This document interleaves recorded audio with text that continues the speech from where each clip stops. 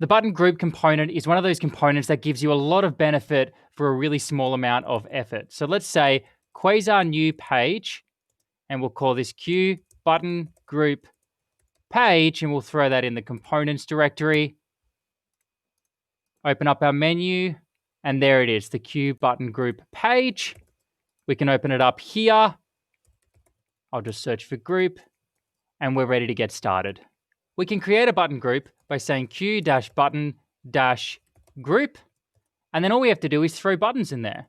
Q-button, close that one off, copy it down 3 times, and let's give it a label equal to 1, and let's then say 2 and then 3. Save that, and there we go. It groups them really nicely straight off the bat.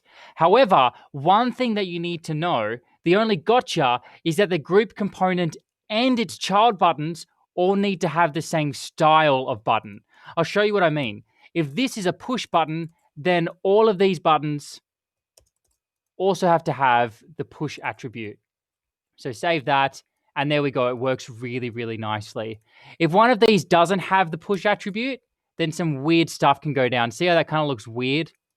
That's probably the only gotcha that I've found with buttons, but it's pretty easy to remember once you get used to it. So obviously we can have outline buttons as well, and that works really, really nice. What else can we do? Unelevated. Basically anything. Flat. They all work with the Q button group, and they work really, really nice. And another word that you can add here is spread.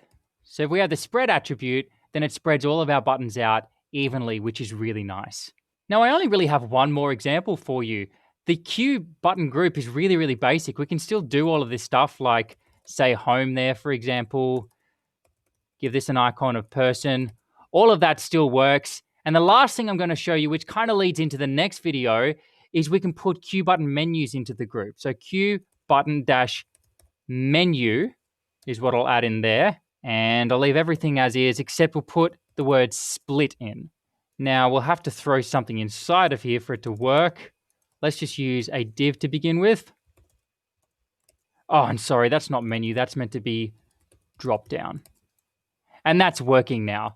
So now we can click on this to open up a drop down menu. We don't have anything in there yet. So I'm just going to add a div. And inside of that, I'll say the menu. We're just mocking this for now. And let's just add a little bit of padding so it kind of looks like a menu item. That's how you add a menu item to your buttons. That's it. The button group is a really basic component, but super handy.